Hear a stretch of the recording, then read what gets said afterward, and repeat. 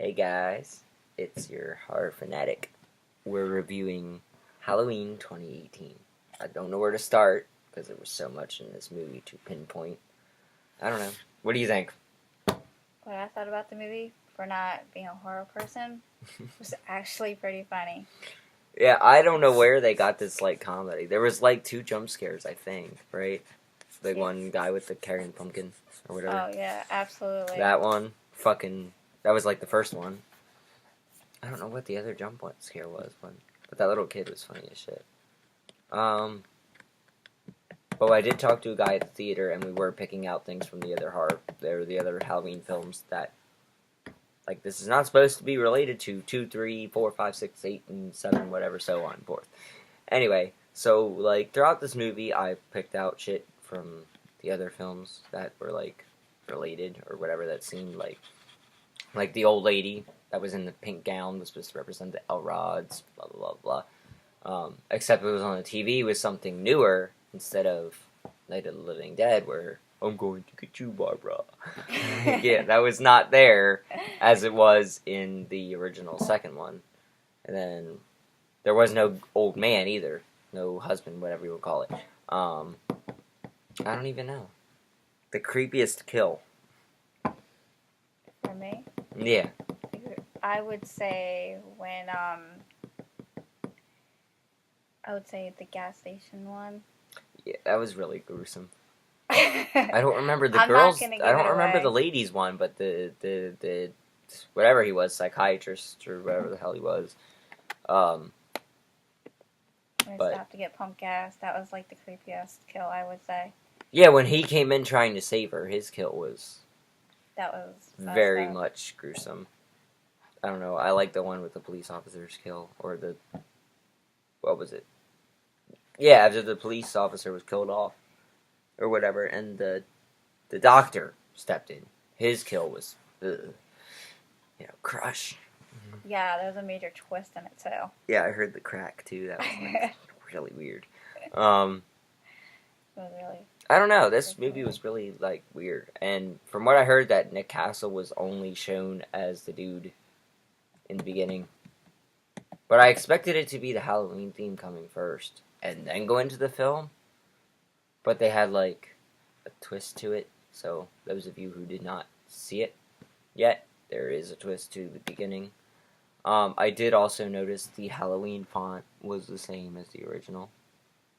I like when it started out with the pumpkin girl. And the pumpkin was coming back, yeah. Pay attention to the pumpkin, because I actually thought I saw Michael Myers in it.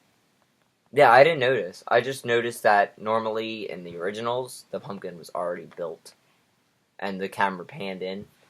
But This one, it was squashed. And then it grew up. And then you could see Michael in it, and then it faded out. It probably was his face or something, yeah. I'm not sure. I did not catch that one. I was paying attention to the actors' names more than anything, and the font was pretty much the same. Which is only Helvetica font. So, I mean, it's not that hard. But, I mean, in the poster, that is my background right here. I don't know what font that is, but that's definitely not the Halloween font.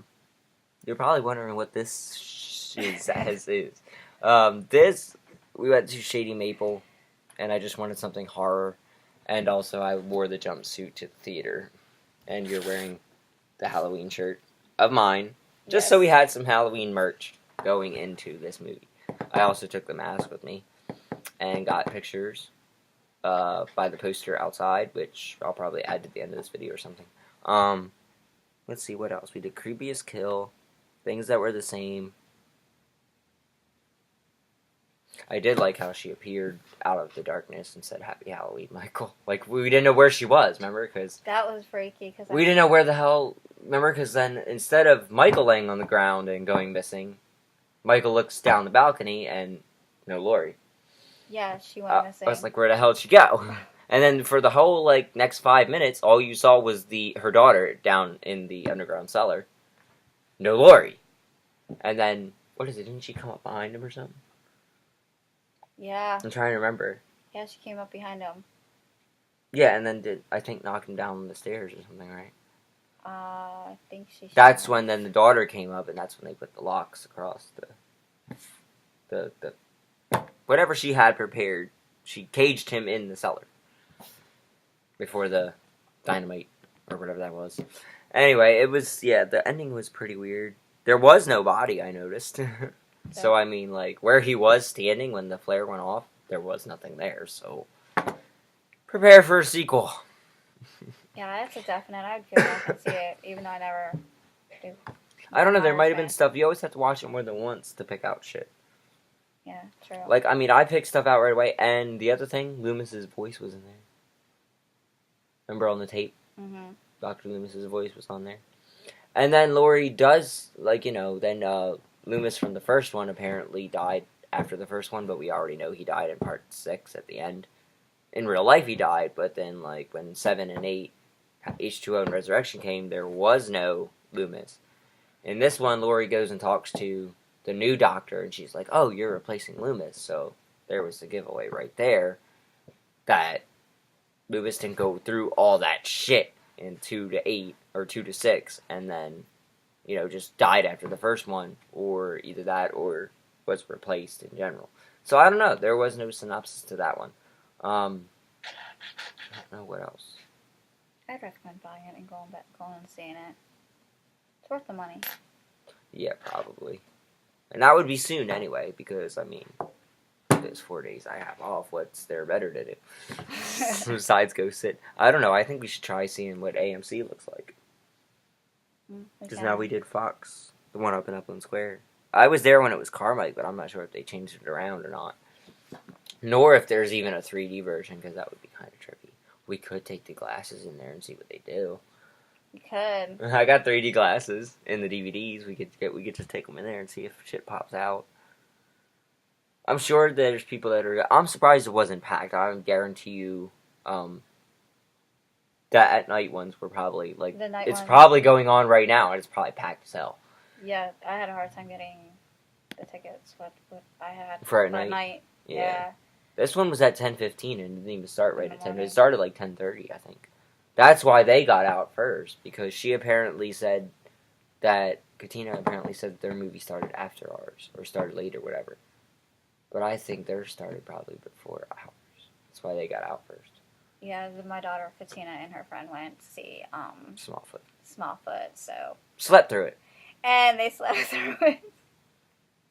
That wasn't happening with me. I was like, I'm not missing. I didn't even get up to pee. I stayed there the whole hour and 44 minutes and watched the film. And then this one wouldn't go in the bathroom. And then afterwards. This one wouldn't go to the bathroom afterwards after that scene with the woman. I'm like, really? I was waiting for some dark hallway to be like a Myers guy standing there, honestly. But that's probably bigger theaters that do that. Well, it freaked me out because I got that in my head going to the bathroom, and all of a sudden, like, you see Michael coming in, and then like that. It's okay. Yeah, I don't know. And the stall. All in all, though, I think it was like very well written. I wasn't like the trailer kind of gave away that he was gonna come out of the closet when she opened it. Yeah. With the little kid, but then it didn't tell you where the little kid went either. No, it didn't. Because he just pretty much took off. Like I was expecting something like the little kid to run out of the house yelling, like the first movie when Lindsay and Tommy at the end of the movie were running at Loomis and screaming. That's what I was expecting him to do, but when Laurie was playing on the scanner, she whipped that truck around and headed to that house. Because she probably knew it was him. And, I don't know, it was kind of tricky. It's like he knew where to go. Like, he knew where she was hiding. It's, like, really weird. That was weird.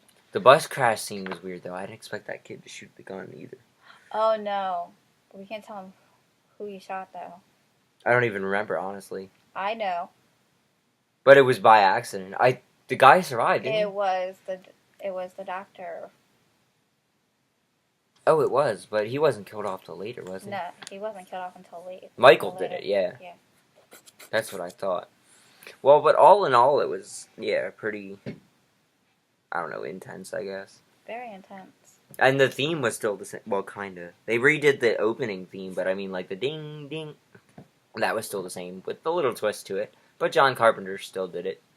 So, another thing that a guy said on YouTube, or a guy that saw it on YouTube, there was a guy next to us, we just started chatting or whatever, and he said that on YouTube he saw this thing on the soundtrack that was called "The Shape Burns," so we knew there was some kind of fire involved, and with her setting that stuff off, kind of reminded me of Loomis in the second film, setting off the hospital. Probably the one you watched the other night. Yeah.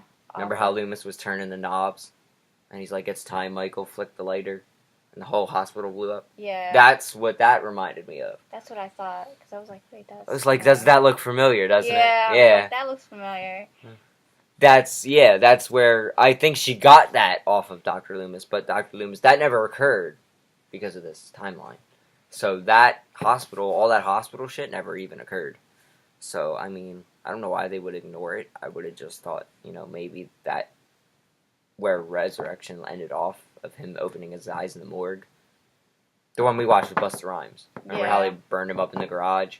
And then at the morgue he opened his eyes? Well, that's where you would have thought it would have continued from. And then they should have had Laurie, but Laurie was already dead. But we could have made her survive that knife shot in the beginning. Should have. At the beginning, yeah, when they put her in the psych ward for killing the wrong Michael in H2O. We could have had her survive that, and then just, her move. I noticed her whole area was gated, too. Remember that? Yeah. To get to her house, it was gated. She was like, "You ain't coming in," so I was like, "Give me $3,000." Yeah, where's my payment? Yeah, I like that one. She was like really serious, and she's like, "I don't want to talk about Michael. Get the fuck out of here." So, no, pay me. Yeah, all she wanted was pretty much damn money. She didn't really say much, and that was the part where she goes, "You don't believe in the boogeyman? Well, you should." And then, obviously, the dude seen it. Really, that dude who questioned her, those two were the first kill. They were the journalists. Yeah, they were the first kills, surprisingly. How he put the mask on, though, and how he knew it was in the trunk was kind of weird.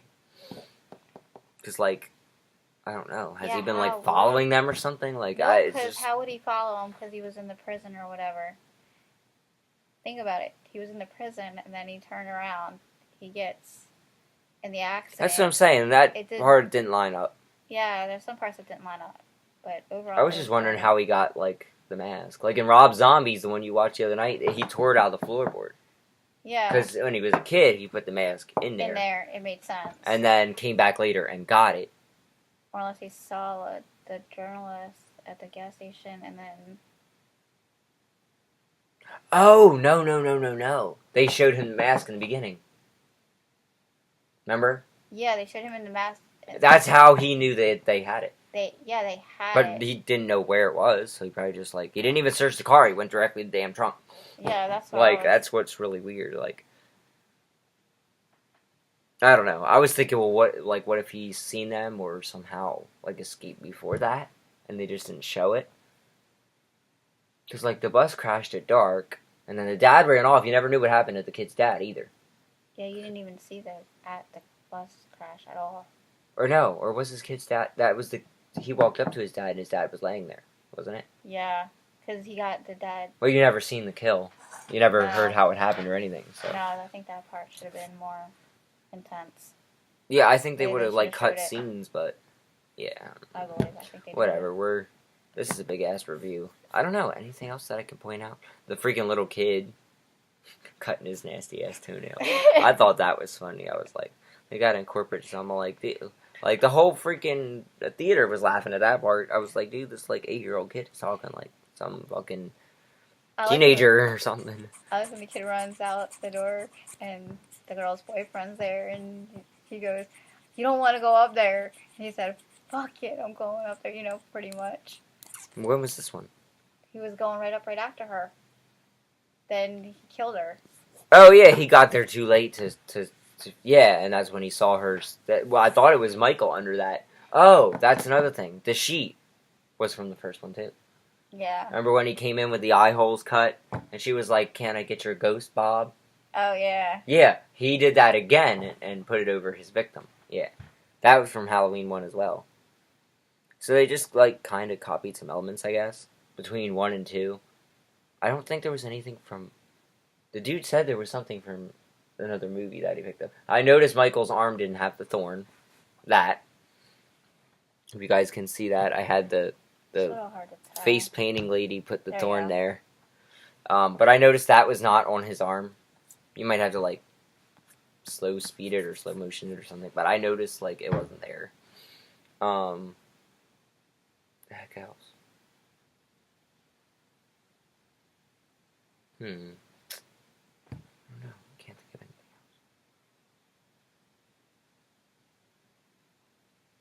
Yeah, I guess that would probably pretty much wrap this up. I really don't. Yeah, it's a really good movie though. Yeah, I really don't. Can't pinpoint anything else I don't besides the part one elements was the sheet. Part two was the L rods and the lighting the house on fire. Oh, that's right. The guy said the mask they were wearing was Silver Shamrock from the third one. Oh, yeah. It's the Silver Shamrock masks. I didn't say it, but like if you saw the third movie, which is not totally related to Michael at all because he was in the coma from number 2 in 1981, but the Silver Shamrock masks were used in there somehow. What would have been cool is instead of having that TV that old lady was watching, it should have been the Happy Halloween theme song from H3. That would have been pretty cool. Just so they were advertising the Shamrock masks that you've seen the kids wearing on Halloween night. That was just thrown in there as a little gimmick as well. But other than that, yeah, this was a very long review. So, I don't know. I Guys, recommend seeing it. Leave some comments. See if there's stuff you guys noticed that I didn't say in here. So, leave them in the comments and whatnot. So. Oh, let them know if they see the Michael Myers and the pumpkin. Oh, yeah, if you guys rewatched the beginning, she's seen it, I didn't catch it. But if you guys see, what is he standing, or was it just the face? I think it was just his face, how it just came out a little bit, and then... Was it in the background, or was it in the pumpkin? It was like in the pumpkin. Like yeah, I didn't see that. I wonder if they'll have the intro. We'll have to watch that again. Faded. So that's kind of interesting. It was like grown, and then you could see it like a shadow. Yeah, that's kind of interesting. It was really cool. But if you see it... Yeah, I'm going to have to see if the intro's on YouTube. I'm going to have to rewatch it and see if I find that. But, yeah, I didn't notice that one either. But I'm not used to cell blocks being like that either. Because, like, in the first movie, they're usually behind bars in a mental institution, not outside chained to the ground. So that was kind of different, too. Yeah. And if that was Smith's Grove, that looked very much different. So, well, then that's all I have. I can't really think of anything else off the top of my head. That's pretty much what I got. But, yeah. Can't really think of anything else. Although I really did like how she had her house set up with all those cameras and lights, though. That was cool. Which you did see that in the trailer, too, but... Didn't you saw that? But as you watch the film, you realize actually how many cameras she does have outside, because how many screens were in there. What were you saying? You pointed out that they had in Michael's house, the little dollhouse. Oh yeah. The Myers house was built upstairs. She had a model of the Myers house. Yeah. I saw that too. Yeah. You pointed it out to me. Oh, and the H2O. When her and Michael look at each other in the circular window, that was her and Michael, that was a reenactment again, her looking through the door right at his face. Yeah, I forgot that guy said about that too. There's just little bits and pieces of every movie somewhere in there. I didn't capture anything from 4 or 5. But if you do, let us know. Or 6. Because this, like, 6 is when they actually shown the thorn on his arm. H2O was probably the circular door where they look face to face. I don't think there was anything from Resurrection either. So they pretty much took from Halloween 1, 2, and 3, and some of H2O and just thrown it all together, like mixed up parts. But yeah, see if you guys notice any of that, and if there's anything else that you really haven't picked up, then let us know. We've missed. Yeah, exactly. If there's stuff that we missed that you guys caught, just let us know about it. I don't know. I'm just trying to give like the most thorough review possible. Just shit keeps coming to my mind because it's like intense. So many intense spots at the same time that you just don't notice stuff. You'd have to watch it more than once and be like, wait a minute, there's that. We missed that the first time. So that's pretty much my review on this. So I don't know. Anything else? No. It's pretty All good. right. Well, If you guys haven't seen it, I recommend going to check it out because it's actually pretty good. Comedic as well. I just also noticed normally most of all the Halloweens in some sort of way had a sex scene. None of them did. There was not one sex scene in this movie at all. Not at all. Not even one piece of nudity, I don't think, actually. No. Which was really different because I think every one of them had it. In the first one, it was actually, well, the second one did too. The first original was Bob and Linda. In the second one, it was the nurse and Bud. In 4, it was Brady and that other chick. I don't know that 5. Oh, 5, it was the sex scene in the barn. It was gruesome, but it wasn't as gruesome as I thought it would have been. Yeah, that too. And I don't think in number 6. Oh, yeah, number 6, there was a sex scene too, up in the top bedroom right before the dude got out of the bathroom, and Michael handed him the towel to dry off, which was really weird. And then H2O, I think H2O had one as well. And then Resurrection down in the basement, they had a sex scene there too. So this was the only Halloween movie with no sex scene. So, I mean, like, that was really different, honestly. I wasn't really, like, expecting it, but, like, I guess the directors wanted more of the gore and scariness instead, which actually is what horror should be. You do laugh, you do jump. There are scary There are moments. jump scares in there too, yeah. And a lot of the times you don't even see Michael enter the houses. yeah. Like, if you paid attention to the right, before that lady was on the phone and she walked up to her window to close the blinds, if you looked to the right, you saw the shape's shadow on the other house. Yeah, I'd recommend not going in the very, very first row of the movies. I could pick it out easier that way. If I was farther You're up, new. there would have been a lot that I couldn't see. I'm just saying. If So you're being new, in the second row, I actually picked up a lot of things. But I'm saying in the very, very first row, like. Oh yeah, we were in second, We were in the third and row. we picked it up, and I picked up a lot of stuff. Yeah. But a lot of times you don't see how he enters as you do in the original films or the original like set. But yeah. So to Blumhouse, David Gordon Green, and whatever the hell I forget his name.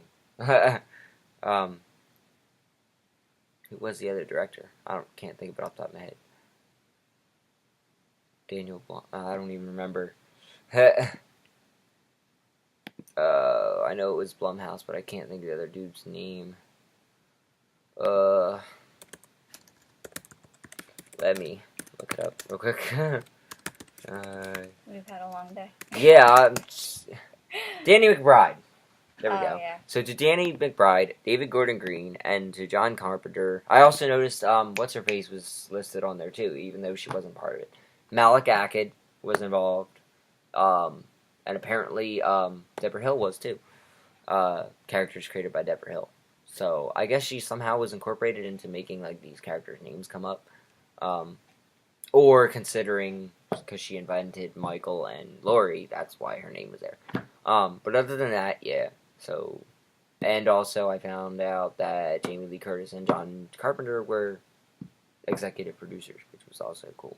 So she wasn't only an actor, and he didn't only compose the score, that they were producers too. So, alright, that's where I'm going to end this before it gets way too long. Yeah. Looking at the big Breakfast Club clock. It does look like the Breakfast Club clock. It does. Doesn't it? Alright, well, until next horror movie review, we will see you guys throughout this channel some way possible. If you guys haven't joined the group yet, it's on Facebook, same name as this YouTube channel. And if you're watching this from the X-Rays channel, because I usually post it on both. If you're watching this from the X-Rays channel, check out the Murders Horror Corner group. And look, it really doesn't look like I have a head when I do that.